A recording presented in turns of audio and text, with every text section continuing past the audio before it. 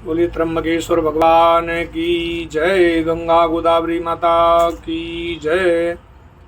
तो मित्रों, पितृपक्ष चल रहा है और आज चतुर्थी श्राद्ध है। शास्त्रों में कहा गया है कि श्राद्ध कर्म हमारे हिंदू धर्म में अपने पितरों की आत्माओं के मुक्ति के लिए और उनके आत्मा के शांति के लिए किया जाता है। त्र्यंबकेश्वर में आकर लोग नारायण नागबली पूजा, त्रिपिंडी श्राद्ध पूजा करते हैं। और क्यों करना चाहिए, शास्त्र में वर्णन है। कोई भी व्यक्ति का अकाल मृत्यु के कारण घटना दुर्घटना से किसी व्यक्ति का स्वर्गवास हो गया हो, उसके मुक्ति दिलाने के लिए ये नारायण नागबली पूजा की जाती है।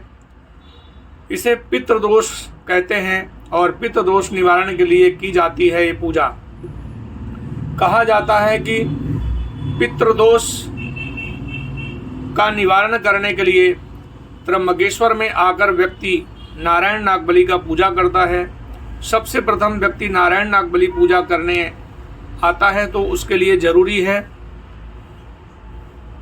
पूजा का शुभ मुहूर्त और शुभ तिथि के अनुसार ये पूजन किया जाता है। और आते व्यक्ति को घर में सबसे बड़ा जो है माता पिता हैं, तो पहले अधिकार है पिताजी को पितरों का पूजन करने का। अगर दादाजी हैं तो पहला अधिकार है दादाजी को नारायण नागबली पूजा करने का अधिकार। और जिसके पिताजी नहीं होते हैं तो बच्चों को अधिकार होता है नारायण नागबली पूजा करने का अधिकार। और जोड़ी के साथ में बैठ कर के आप नारायण नागबली का पूजा कर सकते हैं। आते वक्त आपको सफ़ेद कलर का धोती, सफ़ेद गमछा, अंडरगारमेंट, हाथ पोंछने के लिए नैपकिन, ये वस्त्र आपको लेकर आना होता है। लेडीज के लिए काला, हरा और नीला, ये 3 कलर के कपड़े निषेध हैं। 3 कलर छोड़कर दूसरा कोई भी कलर का साड़ी आप पूजा में पहन सकते हैं। साड़ी कंपलसरी है। दूसरा चीज है, नारायण नागबली पूजा इसलिए किया जाता है कि कोई अकाल मृत्यु से हमारे वंश में, हमारे परिवार में कोई व्यक्ति चला गया हो, जिनका स्वर्गवास हो गया हो, तो उनकी आत्मा की शांति के लिए ये कार्य किया जाता है नारायण नागबली पूजा।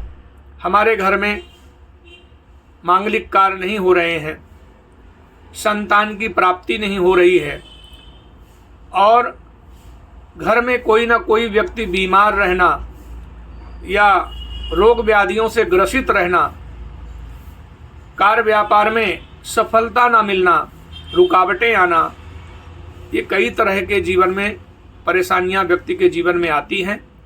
और जब हम अपने पितरों के लिए त्र्यंबकेश्वर भूमि में आ करके और यहाँ पे गोदावरी के सानिध्य में, संगम में बैठ करके ये नारायण नागबली का पूजा करते हैं तो हमारे पितरों की आत्माओं को शांति मिलती है और वैकुंठ धाम की प्राप्ति होती है।